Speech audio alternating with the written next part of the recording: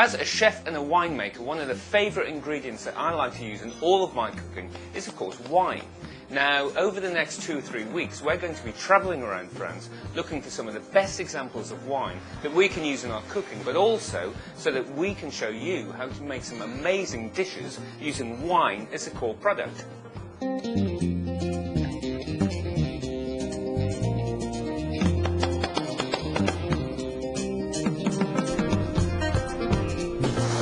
Well, this week I'm a private chef for a very wealthy family down in Saint-Tropez in the south of France. Now, in between cooking all my wonderfully luxurious dishes for them, I'm hunting and exploring around the Provence region, looking for some of the best possible wines that I can use in my cooking, and also enabling me to show you how to make some fantastically simple dishes.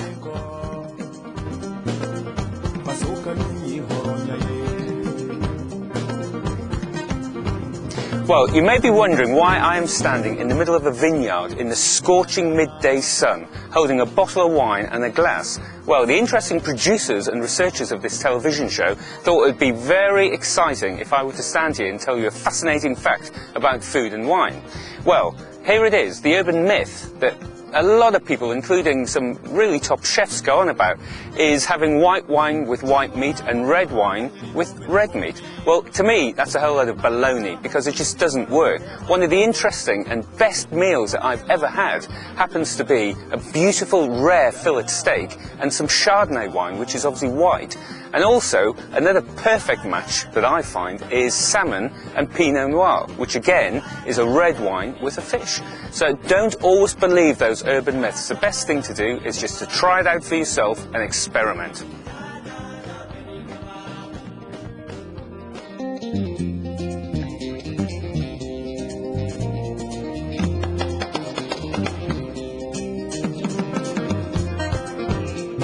Now, some people believe when you're cooking with wine that you should actually use a really good quality wine to cook with, because then it will all come out in the flavour of the food. Now, I don't necessarily agree with that, and really for 2 reasons. And the first reason is because if you're going to cook with a really good quality wine, I think I'd rather drink it than put it in the food. But also, a good quality wine, when you're drinking it, will taste completely different to the quality of the wine when you've boiled it, which effectively is what you're doing when you're cooking with it. So really, the lesson here that we want to get over is that you don't always have to spend a lot of money on a bottle of wine to cook with, when you can actually get some very, very cheap and good wines which bring out the flavour of the food fantastically well.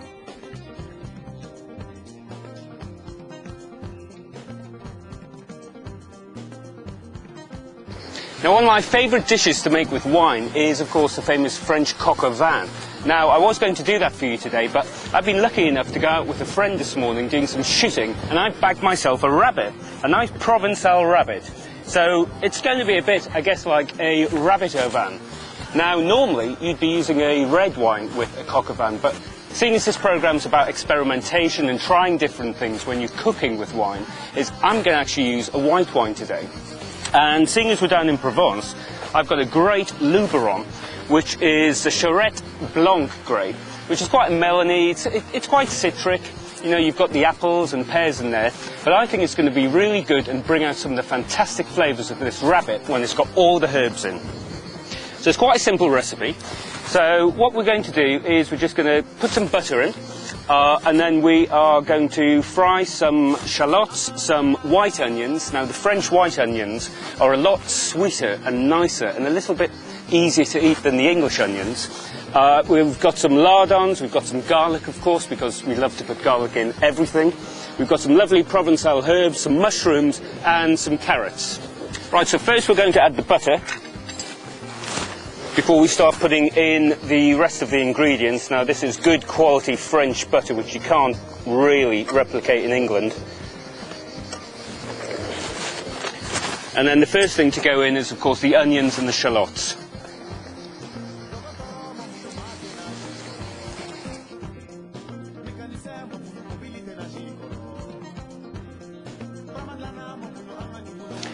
Now, the herbs that we've got are the Provençal herbs. So there's a bit of rosemary in there, there's a bit of thyme, there's a bit of marjoram. And we're just going to pop all these in there. And what will happen when we pour the wine in, all of the flavours will release from them as they cook along there, and it'll be a really fantastic taste at the end of the day. Now I have to say this is probably one of my favourite ways of cooking, you know, just turning up somewhere, getting a little camping stove out and cooking something fantastic, especially with wine. Now I've got a few chums coming over later just to join me to see what they think about rabbit. They've never had it before, and I did actually tell them that they were having coq au vin, not rabbit au vin.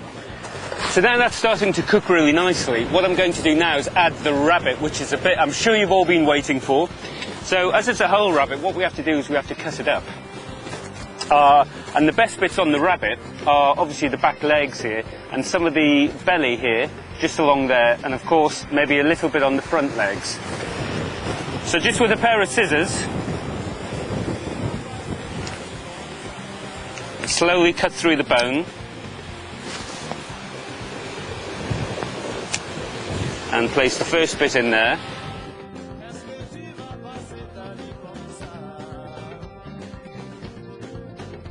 Alright, so now that the rabbit is in there and all the vegetables in there, the last bit of this fantastic recipe is of course the wine, which is the main ingredient. So a good liberal amount of this, so that you cover it, and it's just going to simmer for the best part of 45 minutes up to an hour. I'm just going to leave a little bit here, not in case it starts to bubble over, but just so that I can enjoy a little tipple while it's cooking, because I do have 45 minutes to wait. Right, so it's been 45 minutes to an hour, and this is pretty much done. Of course, my chums are a bit late, but that's okay. I'm hoping they're going to be here any minute now. But this is... Hey! Hi, guys! What's cooking? What? Well, tonight we've got... It is a rabbit au vin, so I hope you're looking forward to that. Right, well, I'll just serve this up, guys.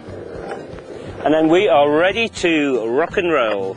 So this is rabbit au vin, cooked in very special Provençal wine.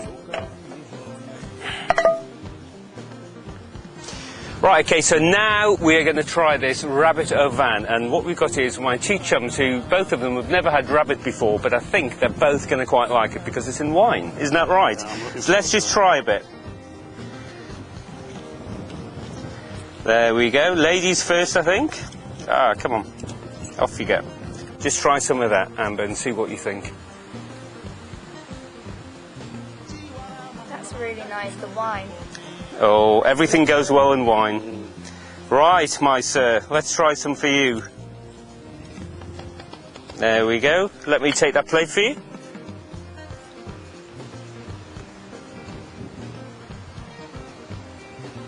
Very good. Hey, so it's a success for both of you.